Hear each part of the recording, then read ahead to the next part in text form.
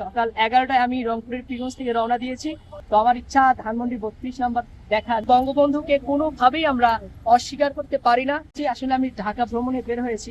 তো আমার ইচ্ছা ধানমন্ডি 32 নাম্বার দেখা নিজ চোখে। তো অনেকদিন টেলিভিশনে বা বিভিন্ন পেপার পত্রিকায় দেখেছি, কিন্তু নিজের চোখে কখনো দেখা হয়।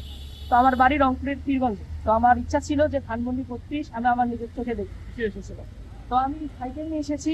আমি ঈদের দিন সকাল 11টায় রওনা দিয়েছিলাম এবং 22 ঈদের দিন সকাল 11টায় 21শে মার্চ ঈদের দিন সকাল 11টায় আমি রংপুরের পীরগঞ্জ থেকে রওনা দিয়েছি।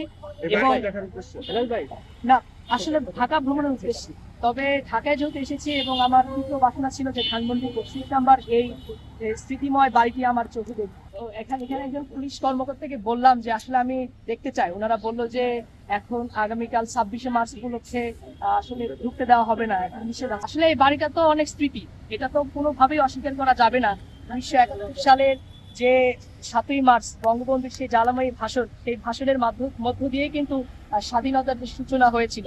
অবশ্যই কিন্তু বঙ্গবন্ধুকে কোনোভাবেই আমরা অস্বীকার করতে পারি না। আমাদের দেশের যে সৃষ্টি, এর পিছনে কিন্তু অবশ্যই তার অবদান আছে।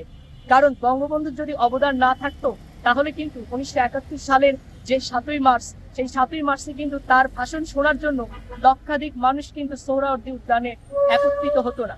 এজন্য আমি বলতে চাই, অবশ্যই কিন্তু তার এই দেশের ইতিহাসে এবং আমাদের বাংলাদেশের সূচনা লগ্ন থেকেই কিন্তু তার অবশ্যই অবদান আছে। এটা আমরা যে ধরনের রাজনীতি করি, এটা কিন্তু মাস্ট আমাদের স্বীকার করতেই হবে। আসলে আমার কোনো ধরনের রাজনৈতিক সম্পৃক্ততা নাই, আমি কোনো দলের না, আমি একজন বাংলাদেশের নাগরিক। আসলে আমার উদ্দেশ্য ঢাকা ভ্রমণ। আমি রংপুরের পীরগঞ্জ থেকে 21শে মার্চ সকাল 11টায় ঢাকার উদ্দেশ্যে রওনা দিয়েছি। প্রায় 270 কিলোমিটার পথ অতিক্রম করে আমি 22শে মার্চ রাত 11টায় ঢাকার আগারগাঁওয়ে আসতে সক্ষম হয়েছি। এবং সেদিন থেকেই ঢাকার বিভিন্ন এলাকা আমি ঘুরে ঘুরে দেখছি এবং আমার ইচ্ছা পুরো বাংলাদেশটা এক্সপ্লোর করা। So whenever I get time, I just travel everywhere by riding a bicycle. So traveling makes me really happy. একজন বাংলাদেশের নাগরিক হিসাবে যে বিভিন্ন ধরনের রেস্ট্রিকশন, এটা কিন্তু কোনোভাবেই মেনে নেওয়া যায় না।